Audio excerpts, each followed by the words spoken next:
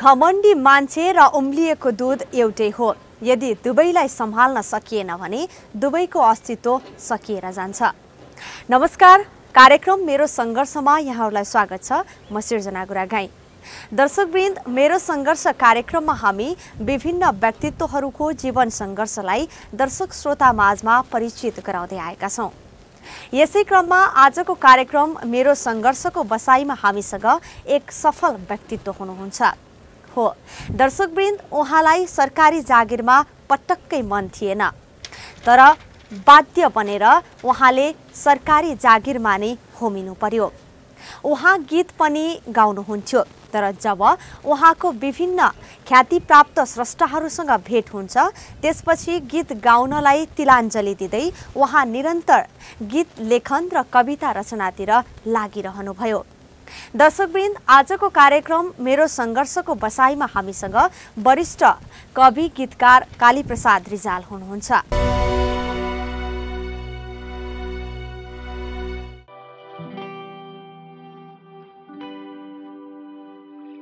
विक्रम सम्वत 1996 साल चैत्र 10 गते नेपालको पूर्वी तराई जिल्ला धरानको नयाँ बजारमा आमा कृष्णमाया र बुबा रुद्रप्रसाद रिजालको साहिलो छोराको रूपमा जन्मनु भएको हो वरिष्ठ कवि तथा गीतकार कालीप्रसाद रिजाल।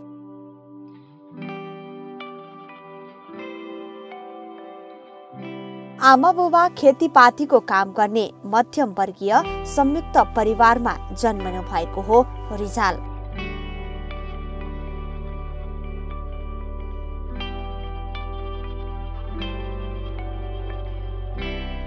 बाल्यकालका दिनहरू निकै रमाइला थिए।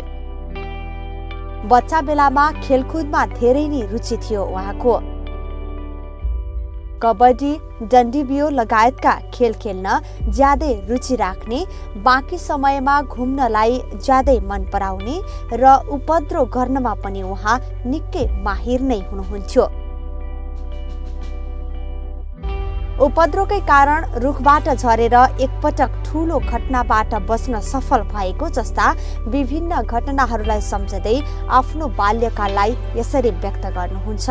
बच्चा बेलामा त यस्तो भयो, अब एक किसिमले म अलिकति चञ्चले भन्नुहोस्, है खेलकुदमा बढी मतलब ध्यान दिने, घुमफिर खेलकुदमा ध्यान दिने, पढाइमा त्यति ध्यान नदिने, त्यस्तो किसिमको स्वभाव भनेर भन्नु पर्यो। होइन, बाल्यकालको घटना अब धेरै चित्ते भयो। धेरै पल्ट म मृत्युको नजिक पुगेर मतलब बाँचेको छु भन्नु पर्यो। होइन, अब मैले भने अहिले खेलकुद अलिकति धेरै मतलब उपद्रो गर्ने त्यस्तो घुम्ने भएको हुनाले झन्डै 2 पल्ट त मेरो हात नै भाँचियो। विराटनगरमा त्यो आदर्श विद्यालयमा पनि पढेँ मैले केही समय, अनि पछि धरान पब्लिक हाई स्कुल भने धरानमा पढेँ। मेरो हजुरबुवा हजुरआमा काकाहरू चाहिँ अब धरानमा बस्नुहुन्थ्यो। मेरो बुवा आमा चाहिँ विराटनगरमा बस्नुहुन्थ्यो। अब हाम्रो खेतीपातीहरू अब कृषि उपजको बन्द व्यापार हेर्नको लागि त विराटनगर अब त्यो केन्द्र थियो। होइन, हजुरबुवा हजुरआमाहरू के अरे धरानमा बस्नुहुन्थ्यो, अनि काकाहरू पनि धेरै जस्तो धरानमा बस्नुहुन्थ्यो। त्यसले गर्दा के हो भने त्यस बेला कस्तो थियो भने भारतीय मास्टरहरूबाट पढ्नु पर्थ्यो। भारतीय मास्टरहरू पढ्नु पर्थ्यो, उनीहरूले हिन्दीमै शिक्षा दिन्थे, त्यो पढ्नु पर्थ्यो। अनि घरमा मास्टर राख्नु पनि पर्थ्यो, त्यस्तो पनि थियो। त्यसो हुनाले 2 ठाउँमा त मास्टर राख्न सकिँदैन थियो। त्यसो हुनाले अब काकाहरूका छोराछोरीलाई भनेर धरानमा राखेपछि मलाई पनि धरान पठाइन्थ्यो। अनि फेरि म त अब बाबुआमासँग भेट गर्न म छुट्टीमा विराटनगर आउँथेँ। यसै गरी मेरो बित्यो भन्नुपर्यो। त्यस बेलाको समयमा जति बेला स्कुल कलेजको अभाव थियो, तर आफ्नी आमाको साहित्य क्षेत्रमा रहेको रुचिको कारण कालीप्रसाद रिजाल पनि आमाले भनेका र पढेका विभिन्न कविता कथाहरू सुन्दा सुन्दै त्यसै भिज्दै जानुभयो र उहाँले 8-9 वर्षको उमेरमा आफैले गीत कथेर आफ्नै लयमा विभिन्न सभा समारोहहरूमा गाउने गर्नुहुन्थ्यो। आमा चाहिँ अब यति मतलब उहाँलाई पढ्ने रहर कि, अनि त्यो मेरा काका दाईहरूका ती नेपाली किताबहरू तिनीहरू ती सबै पढ्नुहुन्थ्यो, लुकी पढ्नुहुन्थ्यो। त्यसरी फुर्सद भएको बेलामा पढ्नुहुन्थ्यो। छुट्टीमा विराटनगर आएको बेलामा मेरो आमाले मलाई त्यो उहाँले पढेका कविहरूका कविताहरू गुनगुनाएर सुनाउनुहुन्थ्यो। अब भनेपछि म भोलि 5-6 वर्षको उमेरमै मैले अब लेखनाथ, देवकोटा, बालकृष्ण सम हरूको कविताहरू मैले आमाको मुखबाट गुनगुनाएर सुन्न पाएँ। मैले आमाले त्यही लुकी लुकी पढेको यसरी सुनाउनुहुन्थ्यो। त्यसले मेरो मनमा ठुलो प्रभाव पार्यो। त्यो कविताले मलाई धेरै नै प्रभावित पार्यो। र एक किसिमले भन्ने हो भने त्यो गुनगुनाएको स्वर, त्यो आमाको त्यो कविता सुनाएर नै मलाई एउटा के भने साहित्यिक एउटा चेतनाको चाहिँ बीजारोपण गरिदिनु भयो आमाले। त्यो सुन्दै म पनि ओहो यस्तो कस्तो राम्रो लेख्ने, कस्तो राम्रो भन्थे। त्यसो हुनाले त्यो मलाई ठुलो एउटा साहित्यप्रतिको अभिरुचि र हुँदा चाहिँ के भयो भने म 6-7 वर्षको उमेरमा त त्यो मलाई सबैले गिज्याउँथे। म तुकबन्दी गरेर पनि सुनाउन थालेँ। तुकबन्दी गरेर अब मिल्दैन मैले त्यसरी सुनाउँथे, सबै हाँस्थे, यो कस्तो गर्छ अब चाहिँ त्यस्तो गर्थे। हुँदाहुँदै के त भयो भनेदेखि 8-9 वर्षको उमेरमा त यस्तो भयो कि मैले धरान विराटनगरका समारोहहरूमा मैले आफै गीत कथेर आफ्नै स्वरमा आफ्नै लयमा पनि सुनाउन थालेँ। धरानमा जन्मनु भएको रिजालको आमा बुबा भने विराटनगरमा बस्ने गर्नुहुन्थ्यो र रिजालले धरानमा नै रहेको धरान पब्लिक स्कुलबाट एसएलसी उत्तीर्ण गर्नुभयो। आमा बुबा विराटनगरमा बस्दै आउनु भएकाले रिजाल स्कुल छुट्टीको मौका पारेर कहिलेकाहीँ मात्र आफ्नो आमा बुबासँग भेट्ने मौका पाउनुहुन्थ्यो।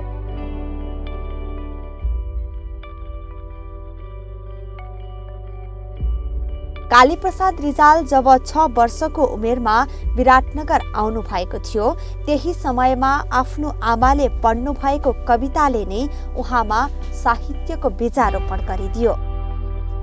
सानै उमेरबाट नै उहाँ साहित्यमा रुचि राख्ने, लेखनाथ, देवकोटा, बालकृष्ण सम लगायतका साहित्यकारहरूको साहित्यलाई पढ्दै त्यसैमा रमाउने गर्नुहुन्थ्यो रे। यसै क्रममा उहाँले धरानमा रहेर एसएलसी परीक्षा उत्तीर्ण गर्नुभयो विक्रम सम्वत 2013 सालमा।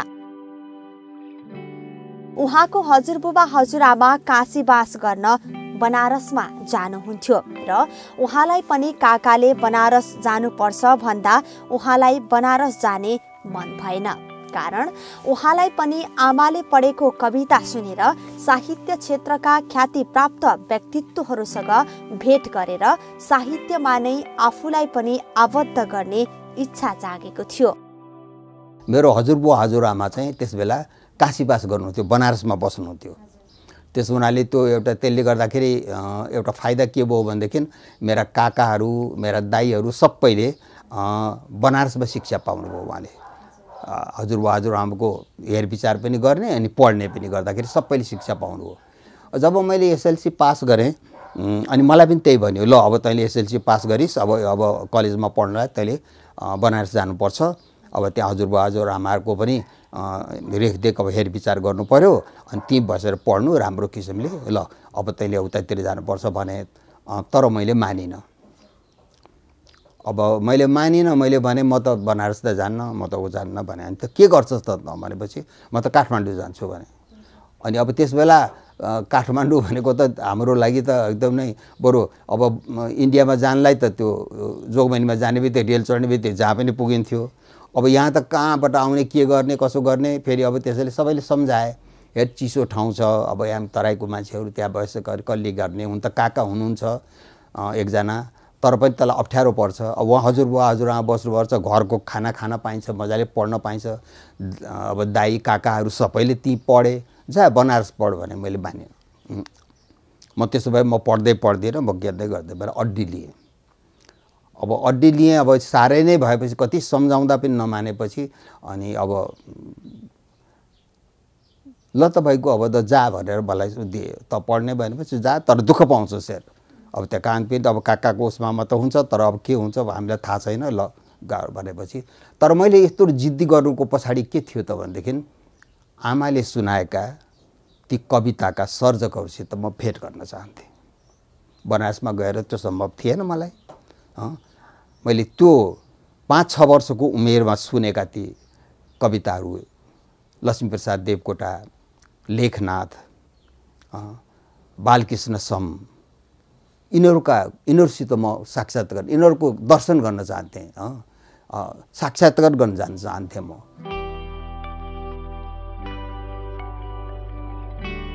कालीप्रसाद रिजाललाई सानै उमेरदेखिको चाहना साहित्यिक क्षेत्रका ख्यातिप्राप्त विभिन्न सर्जकहरूलाई नजिकबाट निहाल्ने सपना बोकेर नै उहाँ विक्रम सम्वत 2013 सालमा काठमाडौँ आउनुभयो। त्यसपछि धेरै अवसर र सपना सँगालेर एक्लै काठमाडौँ छिर्नु भएको उहाँलाई काठमाडौँमा आएपछि यहाँको अपरिचित सहरमा सुरुवाती दिनहरू बिताउनलाई निकै हम्मे पर्यो। धरान विराटनगरमा धेरै थोरै भए पनि कविता रचना गरेर सबै सामु आफूलाई परिचित गराउन सफल मान्छे काठमाडौँ आएसँगै न कसैले उहाँको खोजी गर्यो न कसैले उहाँलाई सहयोग नै गर्यो। तर पनि उहाँ विभिन्न साहित्यिक कार्यक्रमहरू खोजी गर्दै विभिन्न समारोह गोष्ठीमा जान थाल्नुभयो। उहाँ त्यसै गर्दै गर्दै रेडियो नेपालसम्म पनि पुग्नुभयो र उहाँको चिन्जान पनि बढ्दै गयो।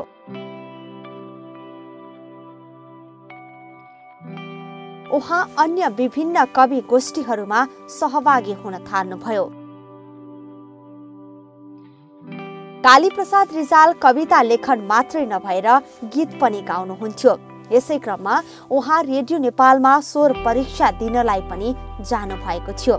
तर पछि उहाँले जब लेखनाथ, बालकृष्ण सम, देवकोटा लगायतका स्रष्टाहरूको साहित्यलाई नजिकबाट निहाल्ने मौका पाउनुभयो, त्यसपछि भने उहाँले आफ्नो गीत गाउने चाहनालाई पन्छाउनुभयो। म रेडियोमा गीत गाउने पनि मलाई मन थियो, रेडियोमा गीत पनि गाउँछु भन्ने थियो। अनि अब त्यहाँ अब अग्रज कविहरूसित भेट गर्ने भन्ने त्यो मेरो इच्छा थियो। त्यो आमाले सुनाएका ती कविताका सर्जकहरूसित भेट गर्ने मेरो इच्छा थियो। त्यो गरेर म आएँ। तर आएपछि मलाई यस्तो के भयो भने, हुन त रेडियो नेपालमा गाउने मैले सुरसार पनि गरेँ। एक किसिमले नातिकाजीले मलाई भन्नुभयो, तिम्रो त स्वर त मसिनो स्वर रहेछ, राम्रो स्वर रहेछ तिम्रो भनेर भन्नुभयो। अनि तर तिमीले अब भोइस टेस्ट त दिनै पर्छ, भोइस टेस्ट गरेर तिमीले गर्ने भने हुन्छ भने। तर त्यसै बिच मैले के भने, काठमाडौँमा आएपछि मैले धेरै गोष्ठीहरू, कवि गोष्ठीहरूमा मैले एउटा सुन्न पाएँ, मैले त्यसमा भाग लिन पाएँ मैले। अब त्यो मेरो लागि एकदमै नयाँ कुरा थियो। तराईमा त्यो सम्भव थिएन। तराईमा त त्यही हिन्दीहरू मात्रै हुन्थ्यो, हिन्दी कविता, हिन्दी गीत, हिन्दी कविता मात्रै हुन्थ्यो। यहाँ आएपछि मैले अब त्यस्तो मूर्धन्य कविहरूबाट, लेखनाथज्यूबाट, देवकोटाबाट, बालकृष्ण समहरूबाट, यिनीहरूबाट सुने। अनि अलि तपाईँको विजयबहादुर मल्ल भन्नुहोस् है, अब त्यस बेलाका मतलब अग्रज भूपी शेरचन, यी सबैको मतलब कविता मैले सुनेपछि मेरो मन बदलियो। मैले भने अब गीत सित छोड, अब गीत गाउने कुरा छोडिदिए, गीत सित होइन, कवितामा यस्तो रहेछ, कति राम्रो हुँदो रहेछ, सबैले प्रशंसा पनि गर्दा रहेछन् कविता त। भनेपछि कवितातिर मै गएको छु, अब गीत मैले छोडिदिएँ, म गर्दिनँ भनेर त्यो गाउने धोको पनि छोडिदिएँ। मैले गीत लेख्न पनि छोडिदिएँ, खालि कविता लेख्न थालेँ। विक्रम सम्वत 2013 सालमा काठमाडौँ आएसँगै रिजालले त्रिचन्द्र कलेजमा आफ्नो उच्च शिक्षा अध्ययन गर्न सुरु गर्नुभयो। त्यही समयमा निस्किएको ज्योति पत्रिकामा उहाँका कविताहरू पनि प्रकाशन हुने मौका जुर्यो र त्यसै उहाँ विभिन्न प्रतिस्पर्धाहरूमा पनि सहभागी हुन थाल्नुभयो र आफ्नो कविता लेखनको क्षेत्रलाई झन बृहत पार्दै जान थाल्नुभयो। तर अब के भयो भने, काठमाडौँ आएपछि त अब मलाई अब एक किसिमले सङ्घर्ष मेरो सुरु भयो। मलाई कसले चिन्ने, भर्खर तराईबाट आएको एउटा ठिटो 15-16 वर्षको ठिटो भर्खरको, अब त्यसले कसले गर्ने, मलाई कसले बोलाउने, के गर्ने। सुरुमा त खुब फुरफुर भएको थियो मलाई। ल आएँ मैले, अब भने कविहरूसित पनि भेट गरेँ, यताउति गरेँ, गोष्ठीहरू सुने, खुब फुरफुर भएको थियो। तर पछि त म त खालि अब श्रोता मात्रै भएँ, दर्शक मात्रै भएँ, थपडी बजाएँ आएँ, केही छैन। मेरो केही विराट धरानमा त मलाई बोलाउँथे, बालकवि भन्थे, मलाई राख्थे, कविता सुनाऊ, गीत सुनाऊ भन्थे। यहाँ त मेरो केही पुछ छैन। एकचोटि के भयो त भनेदेखि म त्रिचन्द्र कलेजमा पढ्थेँ। त्रिचन्द्र कलेजबाट एउटा पत्रिका निस्किन्थ्यो तपाईँको ज्योति भन्ने। अनि ज्योति पत्रिकाले एउटा के गर्यो भनेदेखि अन्तर कलेज साहित्यिक प्रतियोगिताको घोषणा गर्यो र सूचना निकाल्यो कि अब अन्तर कलेज साहित्यिक प्रतियोगिता हुँदैछ, त्यसमा कलेजमा पढ्ने छात्र छात्राहरूले आफ्नो रचना, कविता, लेख, कथा जे छ त्यो दिने र राम्रो मतलब भएकोलाई चाहिँ पुरस्कृत गरिनेछ भनेर छापियो। अनि मैले यसो सोचेँ अब ल म पनि अब दिने यसमा, ल दिन्छु भनेर मैले गरेँ। र त्यहाँ आएपछि मैले धेरै म त कविताहरू सुनेको थिएँ है। विजय मल्ल यिनीहरू सबै म त गद्य कविता लेख्थेँ, सबैजना थिए, विशेष यिनीहरू सबै लेख्थे। अनि मैले पनि जीवनमा पहिलोचोटि गद्य कविता लेखेँ मैले एउटा, र त्यो ज्योति पत्रिकाको त्यो प्रतियोगितामा मैले कविता पठाएँ। बालकृष्ण समले साह्रै मन पराउनु भएको छ मेरो कविता, र उहाँले भन्नुभएको छ यो चाहिँ कालीप्रसादलाई गर्नुपर्छ, यो यसको मायाको प्रदेश भन्ने जुन छ त्यो कविता त्यसलाई गर्नुपर्छ भने अरूले त होइन, कोही कथालाई यस्तो यस्तो भयो। अनि आखिर अब टाइम भइसक्यो, भोलिपल्ट भइसक्यो, राजा आउने बेला भइसक्यो, अहिलेसम्म निर्णय भएको छैन। अनि त साह्रै गएपछि एउटा कम्प्रोमाइज के भएछ भनेदेखि ल कवितामा उत्तम एकदमै राम्रो चाहिँ अब यो कालीप्रसादकोलाई गर्ने, कथाकोमा अर्कोलाई गर्ने, लेखकोमा अर्कालाई गर्ने, त्यो गर्ने भनेर अनि त्यसपछि त्यो निर्णय भएछ है। त्यो निर्णय भएछ अनि पछि थाहा भयो र मैले मेरो कविता मैले कवितामा म पुरस्कृत भएँ, म होइन, कवितामा पुरस्कृत भएँ। राजा महेन्द्रबाट मैले पहिलोचोटि अब तकमा र प्रमाणपत्र पाएँ मैले होइन। र त्यो कविताले मलाई निकै चर्चित बनाइदियो। एक किसिमले भन्नुहोस् भनेदेखि मेरो ढोका नै खोलिदियो।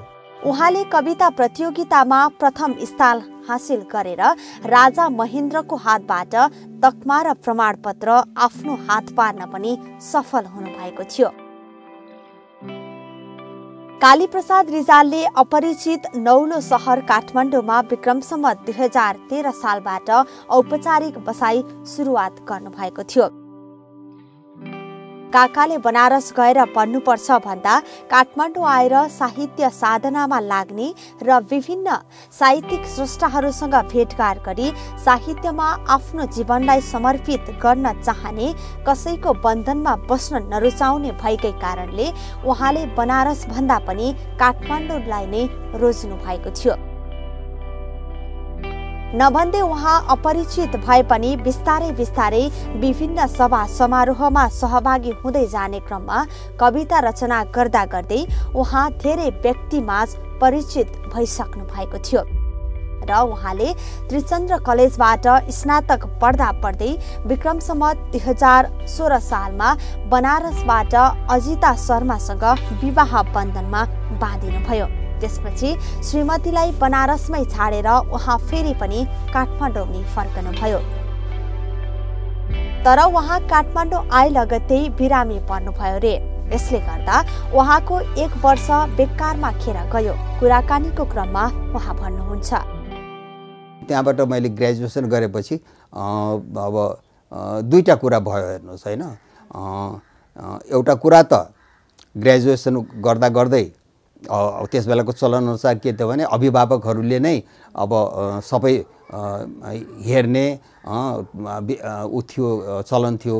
त्यसैले मेरो हजुरबुवा हजुरआमाले बनारसमा बस्नुहुन्थ्यो। उहाँले भन्नुभयो ल एउटा केटी छ, एउटा राम्रो छ, तेरो बिहे हुने भयो, त आइज भनेर मलाई खबर आयो हेर्नुहोस् है।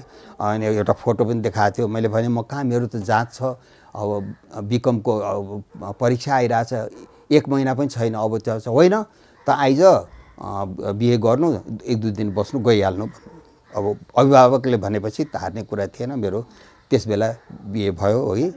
अब यो 2016 सालतिर लाग्छ। त्यो भएपछि के भयो भने अलिकति बिचमा म फेरि बिरामी परेँ म बिरामी परेर अब काठमाडौँको त्यसबेला पानी पचाउन गाह्रो थियो। के भयो मेरो के खानपिन केमा भयो, बिरामी परेपछि मेरो भयो त मैले बिचैमा पढाइ छोडेर जानु पर्यो। अब 1 वर्ष मेरो खेर गयो। अब त्यस्तै भयो। अनि त्यहाँ त अब साह्रै नै भएपछि कति औषधि गर्दा पनि भएन। बिरामी भएर थलिएपछि र बिएसम्मको पढाइ त्रिचन्द्रबाट उत्तीर्ण गरेर रिजाल एमए पढ्नका लागि बनारस जानुभयो र त्यही रहेको बनारस हिन्दू विश्वविद्यालयबाट पढ्न सुरु गर्नुभयो। रिजाललाई सानै उमेरबाट नै सरकारी जागिरमा वितृष्णा थियो। उहाँ कुनै हालतमा पनि सरकारी जागिरबाट टाढै बस्न रुचाउने हुनुहुन्थ्यो। तर परिस्थिति यस्तो बनेर आइदियो, उहाँ बनारसमा गएर अर्थशास्त्रमा एमए गरिसक्दा सक्दै अब काठमाडौँ गएर एउटा सानो स्कुलमा काम गर्दै ल पढ्ने सोचाइमा हुनुहुन्थ्यो। तर परिस्थितिले उहाँलाई धनकुटामा सञ्चालन भएको धनकुटाको कलेजमा प्रोफेसर भएर त्यहाँको कलेज सम्हाल्ने र बस्नुपर्ने बनाइदियो र उहाँ 23-24 वर्षको उमेरमा धनकुटा कलेजलाई सम्हालेर बस्न थाल्नुभयो। अस्तव्यस्त अवस्थामा रहेको धनकुटा कलेजमा 2 वर्ष जति कार्यकाल सम्हाल्नु भएको रिजालले 2 वर्षमा कलेजको काँचुली नै फेर्न सफल हुनुभयो। धनकुटामा नै रहेर धनकुटा कलेजमा आबद्ध भएर रहँदा उहाँले कविता लेखनलाई कहिल्यै पनि भुल्नु भएको थिएन। कविता रचना उहाँको जीवनको अभिन्न अङ्ग नै रहेको थियो। यसै क्रममा उहाँले पञ्चायतको चुनावका सेरोफेरोमा व्यङ्ग्यात्मक कविताहरू रचना गर्दै कविता मार्फत आफ्ना भावना पोख्दै विभिन्न कवि गोष्ठीहरूमा सुनाउने गर्नुहुन्थ्यो।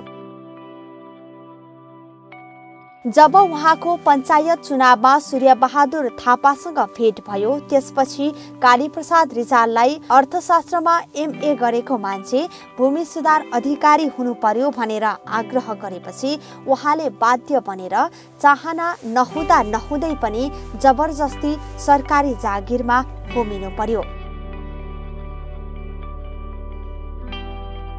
उहाँले धेरै पटक राजीनामा पनि दिनुभयो, तर केही सेप लागेन।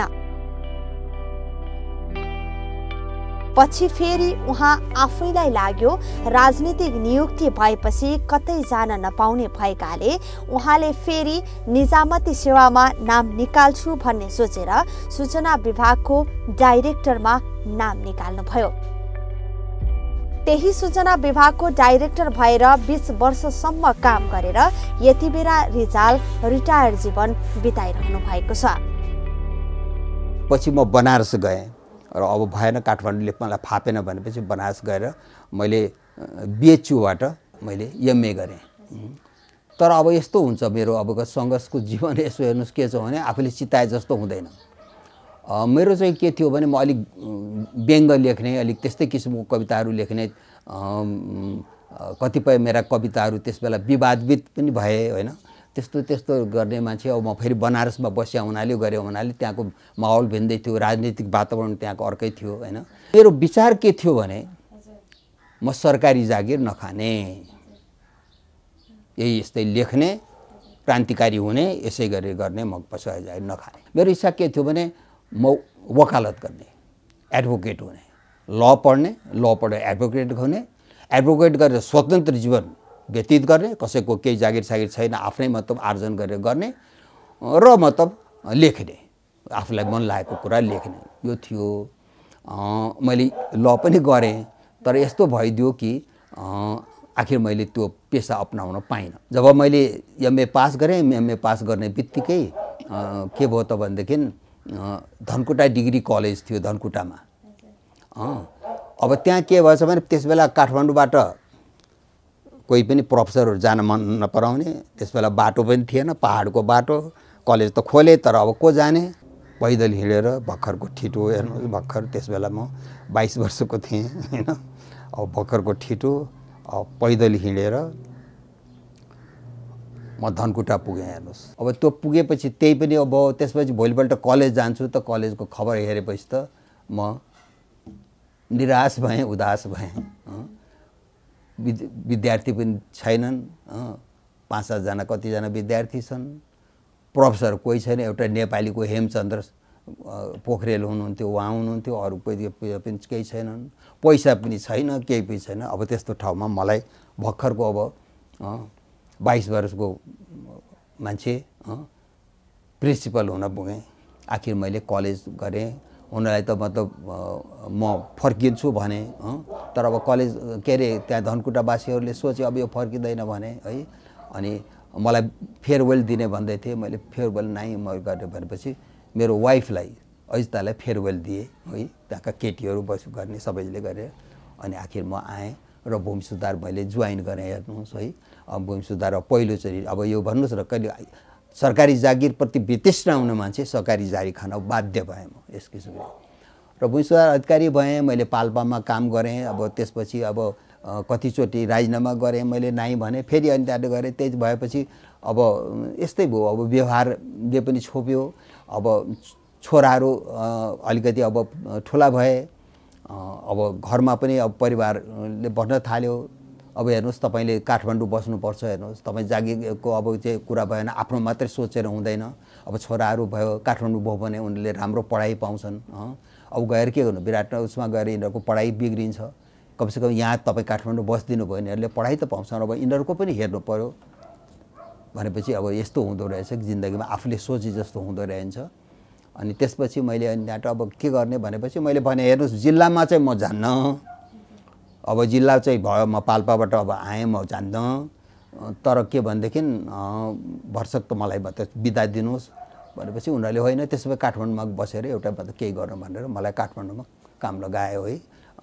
सुरुमा उयो गरेँ, पछि म त एउटा महाशाखाको प्रमुख बनाएँ। यस्तै यस्तै गरेर मलाई काठमाडौँ बस्ने मेलो भयो। हेर्नुहोस् होइन, मैले अब यस्तै रहेछ मेरो नियति, मेरो भाग्य यस्तै रहेछ।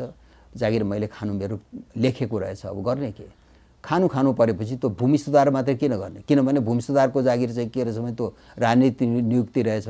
भूमि सुधारभन्दा बाहिर जान नपाउने, भूमि सुधारकै डाइरेक्टर हुनुपर्ने, भूमि सुधारमै जिल्लामा जानुपर्ने, भूमि सुधारमै मात्रै काम गर्नुपर्ने। त्यो राजनीतिक नियुक्ति भएको हुनाले अरू कतैतिर जान नपाइने, अरू कुनै काम गर्न नपाइने त्यो भनेर छ। अनि मैले यसो सोचेँ, अब जागिर खानु परेपछि नियति मलाई बाध्य गरायो, लोकसेवा आयोग दिन्छु अब जे होस् अब भनेर मैले लोकसेवा आयोग दिएँ। हेर्नुहोस्, लोकसेवा आयोग दिएँ। अब राम्रै अब निजामती हुने, पुरै निजामती हुने। अब के गर्ने त, ल भइगयो, जे होस् होला। अब म पास भएँ। पास भएपछि म त अब म पुरै निजामती भएँ। अब म त कुनै भूषा जस्तो पोलिटिकल नियुक्ति होइन, पुरा साधारण कर्मचारीमा भयो मेरो। अनि अब त्यसपछि अब सोचेँ अब कुनै अर्कै गर्दाखेरि मैले यसो सोचेँ, मेरो चाहिँ पदस्थापना सूचना विभागमा गरियो। हेर्नुहोस्, सूचना विभागको डाइरेक्टर भएँ म।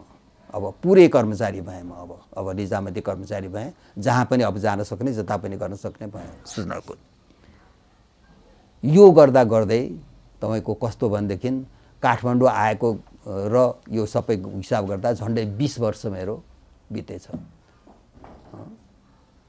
बनारस गएँ, पढेँ, धनकुटा गरेँ, त्यसपछि फेरि अन्य भूमि सुधारको जिल्लामा गएँ, त्यसपछि केन्द्रमा आएर काम गर्दाखेरि झन्डै 20 वर्ष मेरो बितेछ। हेर्नुहोस् है, अब एक किसिमले त पुरै जागिरे भएँ। म कविताहरू लेख्थेँ, छपाउँथेँ, त्यसै गर्थेँ। अब के थियो त्यस्तै थियो। सूचना विभागको डाइरेक्टरको जागिर खाइरहे पनि उहाँले कविता रचना गर्न छाड्नु भएको थिएन। उहाँ कविता लेख्ने, छपाउने गरिरहनुहुन्थ्यो। यत्तिकैमा उहाँको अफिसमा एक दिन स्वर सम्राट नारायण गोपालको आगमन हुन्छ। त्यसपछि भने उहाँ नारायण गोपालसँगै बिस्तारै निकट हुँदै जानुहुन्छ र 20 वर्षपछि गीत लेख्नुस् म गाउँछु भनेर नारायण गोपालले भनेपछि उहाँ आँखा छोपी नरौ भनी भन्नु पर्या छ। र अर्को गीत झरेको पात झैं भयो उदास मेरो जिन्दगी, यी दुईवटा गीत रचना गरेर दिएपछि नबोली घरबाट निस्किनु भएको गोपालले एकै पटकमा रेकर्ड सट्काएर रिजाललाई गीत सुन्न दिएपछि रिजालको गीत यात्रा त्यहीबाट सुरु हुन्छ र उहाँ कवितामा भन्दा धेरै गीत रचनामा लागि पर्न थाल्नुहुन्छ। नारायण गोपालजी पत्र पत्रिका पढ्नु हुँदो रहेछ। अनि एक दिन त एउटा कर्मचारीलाई लिएर उहाँ त मेरो कोठामा पस्नुभयो सूचना विभागमा। म त जराकजुरुक उठेँ। म पनि नारायण गोपालको फ्यान थिएँ। मैले भने ओहो नारायण गोपालजी तपाईँ आमै कसरी किन आउनुभयो भने म त सक्क परेँ। म उठेँ अनि त्यो घुम्ने मेचबाट उठेर बाहिर आएँ। म यसो गरेँ अनि होइन तपाईँ यहाँ आउनुभएको छ भनेर सुनेर तपाईँसँग भेटौँ भनेर आएको भन्नुभयो। ओहो असाध्यै राम्रो भयो, ल भग्यो, ल बसौँ भनेर बसाएँ है। म पनि उहाँकै छेउमा गएर बसेँ। अनि त्यहाँ त कस्तो तपाईँको गीतहरू म धेरै सुन्छु, तपाईँको उयो छु। म पनि पहिले अलिअलि गाउँथेँ, हेर्नुहोस् न यस्तै हो जिन्दगी के भने यताउति भन्यो भने त्यति कुरा भयो है। अब नारायण गोपालजी चाहिँ कुरो के रहेछ भने उहाँले मेरो कविताहरू पत्रिका पढ्नु भएको रहेछ। अनि त्यसो हुनाले उहाँले अब भेट्न आउनुभएको रहेछ। उहाँ त्यस बेला उहाँ त्यो सांस्कृतिक संस्थानमा कलाकार हुनुहुन्थ्यो। अनि त्यो आउने जाने उ चाहिँ भयो। उहाँ पनि अब त्यहाँ कलाकार भएको। यसो भएपछि अब अहिले म लेख्ने यताउति भएपछि मसित आउनुहुन्थ्यो। फोन गरेर आउनुहोस् भन्थेँ, म आउँथ्यो। मलाई पनि रमाइलो लाग्थ्यो है। ल आउँ भन्थ्यो। ऊ त पारि उहाँ आयो, गफसफ गऱ्यो, चिया खायोहरू यताउति गऱ्यो यत्तिकै थियो है। अनि अब फ्रेन्डसिप भयो, राम्रोसँग फ्रेन्डसिप भयो है। अनि अब कहिले कहिले उहाँ गजब गर्नुहुन्थ्यो, कहिले कहिले गर्नुहुन्थ्यो। यो गीत तपाईँले सुन्नु भएको छ भने सुनेको छु। यो गीत कस्तो लाग्छ तपाईँलाई भन्थ्यो। राम्रो छ गीत, धेरै राम्रो छ तपाईँले गाएको छ, असाध्यै राम्रो छ गीत भने। यसलाई अझ राम्रो पार्नु पायो भने के गर्नु पर्थ्यो यस्तो कुरा। अनि अब मैले भने अब होइन के छ, राम्रै छ नि, त्यही छ। अनि भन्नुहोस् न, तै पनि भन्नुहोस् न। म भन्थेँ अब मेरो विचारमा के भने एउटा अन्तरा चाहिँ यस्तो किसिमको पनि राख्थेँ म। त्यो भयो भने राम्रो हुन्थ्यो जस्तो लाग्छ। किनभने त्यही कुरा दोहोऱ्याएर किन भन्ने, एउटा अन्तरा चाहिँ यस्तो राख्यो भने अझ राम्रो हुन्थ्यो भने यस्तै हुन्थ्यो। पछि फेरि अरू कुराहरू गर्नुहुन्थ्यो। त्यसै चिया खान्थ्यौँ, रमाइलो गर्थ्यौँ, हामीहरू गर्थ्यौँ है। त्यस्तै चल्दै थियो। उहाँले मतलब मेरो कविता पढ्नु भएको रहेछ होइन, त्यस्तो छ। मेरो जाँच पनि गर्नुहुन्थ्यो उहाँ कहिले कहिले। यस्तो के छ, यसमा के गर्नुपर्छ भन्नुहुन्थ्यो। यस्तो थियो। के भयो उहाँलाई उहाँले भन्नुभयो, ए रिजालजी तपाईँ गीत लेख्नुहोस्, म गीत गाउँछु। म त घरलाम खुर्लुम भएँ। मैले भने कहाँ नारायण गोपाल जस्तो मान्छे मैले कसरी कहाँ के लेख्ने। मैले भने नारायण गोपालजी म गीत गाउँथेँ, भेट गर्थेँ। केटाकेटीको त्यो कुरा बाल्यकालको भयो, किशोर अवस्थासम्म त्यो भयो। तर 13 सालदेखि त मैले गीत त छोएको पनि छैन। अझै हेर्नुहोस् 31 साल भइसक्यो होइन, मैले त गीत लेखेको छैन। अब यो 20औं वर्ष भइसक्यो। यसरी म कहाँ लेख्न सक्छु त्यो। त्यसो हुनाले त्यो गीतको अलिकति आइडिया मात्रै हो नारायण गोपालजी, तपाईँलाई अलिक भ्रम भयो। अनि गीतको त्यो छैन, मलाई त्यस्तो छैन, म लेख्न सक्दिनँ। अब नारायण गोपालजी त गजबको मान्छे होइन। तपाईँ गीत लेख्न सक्नुहुन्छ, लेख्नुहोस्, म गाउँछु। गजब गरिदिनु भयो बा। मलाई त के कहाँ यसो गरेर अब ल म गएँ पनि, म आउँछु, मलाई गीत चाहिन्छ तपाईँको।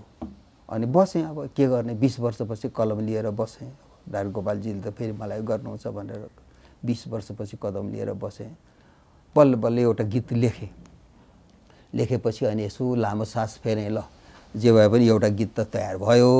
अब जे भए पनि नारायण गोपालजीलाई ल यति मैले सकेँ, अब सक्दिनँ भन्नु पऱ्यो भनेपछि अनि गरेँ भने बाहिर यसो टल्न निस्केँ। तर नभन्दै हप्ता दिनपछि त उहाँ आउनुभयो। अनि बस्नुभयो, चिया मगाउँ भन्नुभयो। बडा मतलब छु मुडमा। मैले ल चिया खाउँहरू भनेँ।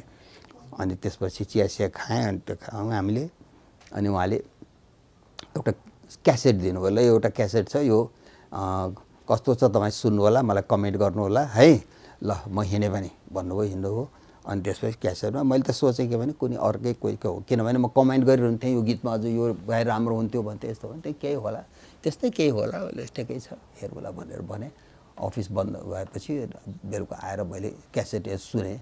भरे त मैले दिएको 2टा गीत उहाँले गाउनु भएछ। उहाँले त त्यो गीत 2टा गीत त्यो पनि एउटा ऐतिहासिक भएछ। नारायण गोपालजीलाई एउटा गीत टेक गर्नलाई, कम्प्लिट गर्नको लागि 3 चोटि 4 चोटि 5 चोटिसम्म रिटेक गर्नुपर्ने। बाजावालाहरू हत्तु हुन्थे। नारायण गोपालले फेरि एकचोटि फेरि आजकलको जस्तो जहाँ बिग्रियो त्यहाँ गर्ने होइन। त्यस बेलाको चलन त पुरै गीत फेरि सुरुदेखि फेरि त्यस्तो हुन्थे। तर उहाँले त त्यो 2टै गीत रेडियो नेपालमा एकैचोटि एउटै सिटिङमा गर्नुभएछ। त्यो गर्नुभएछ, सुने मैले, ओहो यो यस्तो भएछ भनेर भने। अब त्यो गीत थियो आँखा छोपी नरो भनी भन्नु परेको छ। मुटुमाथि ढुङ्गा राखी हाँस्नु परेको छ एउटा, र अर्को झरेको पात झैँ भयो उजाड मेरो जिन्दगी, निभेको दीप झैँ भयो, निभेको दीप झैँ भयो उदास मेरो जिन्दगी। यही दुईटा गीत उहाँले गाउनुभयो र त्यहीबाट मेरो फेरि गीत यात्रा। सानै उमेरबाट नै आमाको मुखबाट सुनेको कविताबाट प्रेरित बनेर कवि हुन्छु, रचनाकार हुन्छु, स्वतन्त्र जीवन जिउन मन पराउने रिजाल उहाँलाई बच्चा बेलामा आमा र बुबाको सामिप्यमा बस्न नपाएको व्यक्ति धेरै दुखी छु भन्ने गर्नुहुन्छ। उहाँ आफ्नो बाल्यकाललाई निहाल्दै रविन्द्रनाथ टैगोरको कथा कमिङ होम भित्र रहेको क्षितिज नामक पात्रको जस्तै हो मेरो जीवन भन्न रुचाउने रिजाल धेरैचोटि मृत्युको नजिक पुगेर बाँच्न सफल हुनुभएको हो र त्यही पीडा र सङ्घर्षले नै कलम चलाउन आफूलाई प्रेरित गरेको कुराकानीको क्रममा उहाँ बताउने गर्नुहुन्छ। म काकाहरूसित हजुरबा हजुरआमासित बसेको एउटा ठिटो भर्खरको एउटा होइन, खालि छुट्टीमा यसो बाबुआमासँग कहिले कहिले भेट हुने त्यस्तो गरेर मैले गर्नु पर्यो होइन। एक किसिमले भन्नुहुन्छ भनेदेखि मेरो होल जिन्दगी बाबुआमाको सामिप्य मैले बहुतै कम पाएँ। रविन्द्रनाथ ट्यागोरको होम कमिङ भन्ने, घर फर्काई भन्ने, र त्यो होम कमिङको एउटा क्षितिज चक्रवर्ती भन्ने केटो थियो बिचरा, उसलाई पनि मेरै जस्तो पढ्नको लागि पठाइएको थियो। बाबुआमाबाट गएर यो यहाँ बरालियो, यो खेलेर बित्ने भयो, जो जा उता गएर पढ्नु उहाँ भन्थ्यो। अनि अब त्यहाँ कसले हेर्ने, कसले गर्ने बिचराको। म जहिले पनि आफूलाई त्यही दाँजेर बस्थेँ। अनि म चाहिँ आफूलाई कहिले कहिले त्यही दाँजा गर्थेँ, मेरो हालत त्यस्तै छ भनेर भन्थेँ होइन।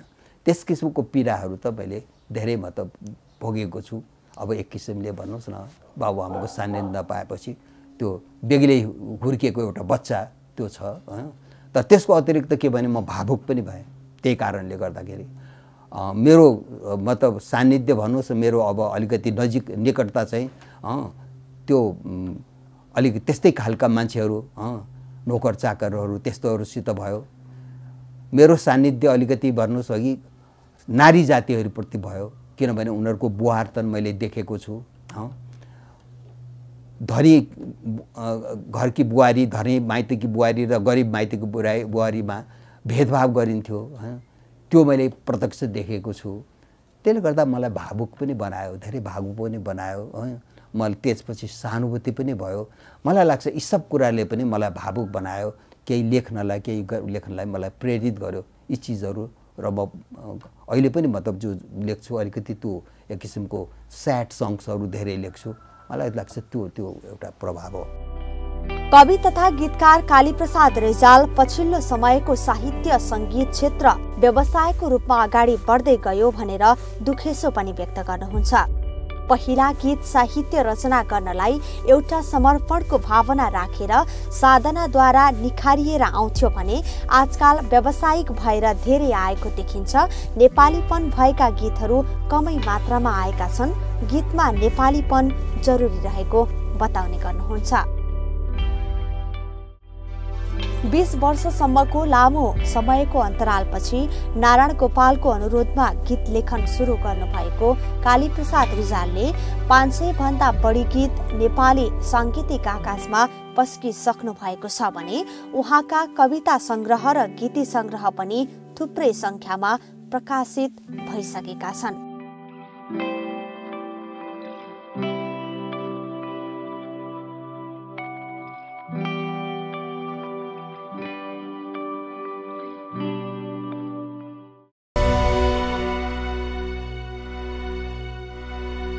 दर्शकवृन्द, वरिष्ठ कवि तथा गीतकार कालीप्रसाद रिजालको यो जीवन सङ्घर्षसँगै हाम्रो कार्यक्रमको निर्धारित समय सकिसकेको छ।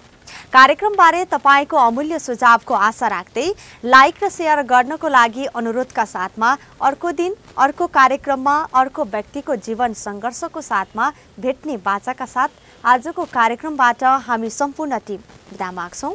नमस्कार।